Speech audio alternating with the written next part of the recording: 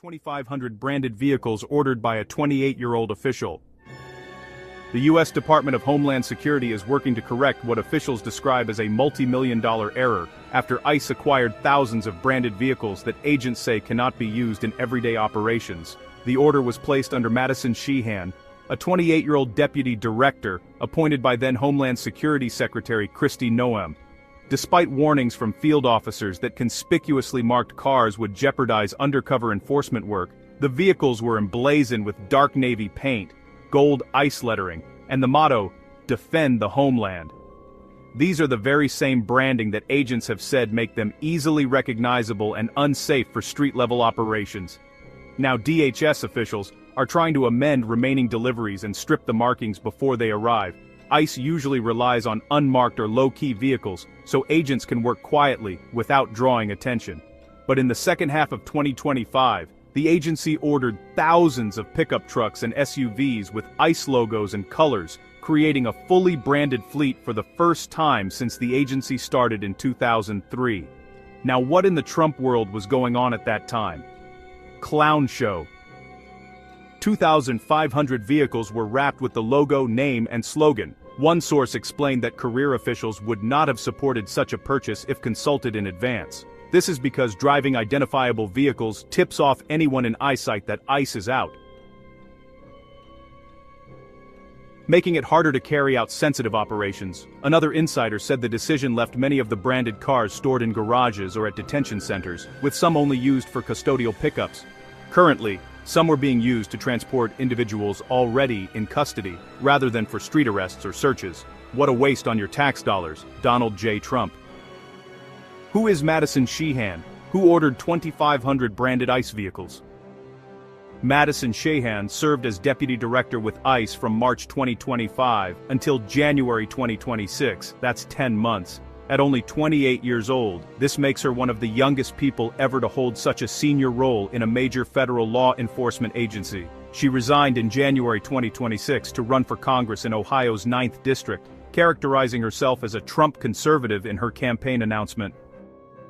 Before joining ICE, Sheahan held significant roles at the state level. She worked as political director for Governor Kristi Noem of South Dakota and was executive director of the South Dakota Republican Party. She later served as secretary of the Louisiana Department of Wildlife and Fisheries, overseeing a $280 million budget and leading more than 800 staff.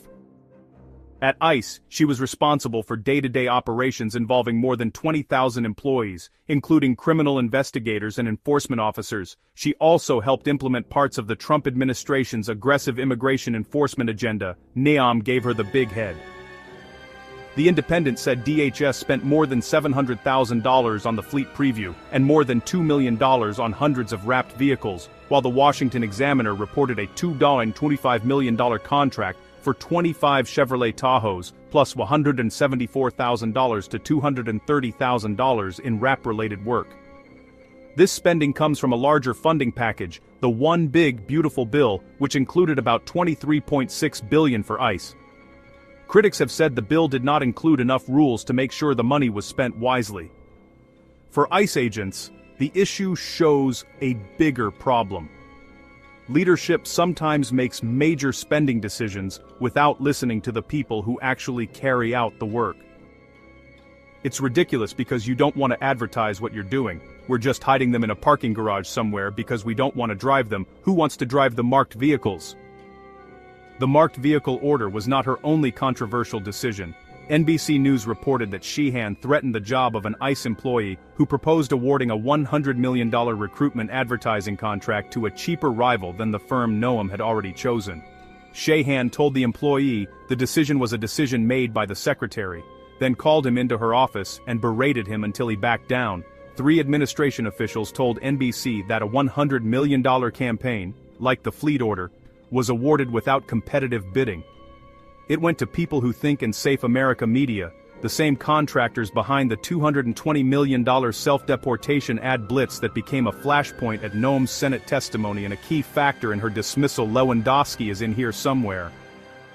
When leadership buys for image instead of reality, the fallout doesn't stay in the parking lot. It hits operations, morale, and taxpayer trust all at once, and if this fleet controversy proves anything, it's that flashy branding can't cover up bad judgment. The real question now is simple. Who signed off, who benefits, and who gets held accountable when the mission comes second? Subscribe.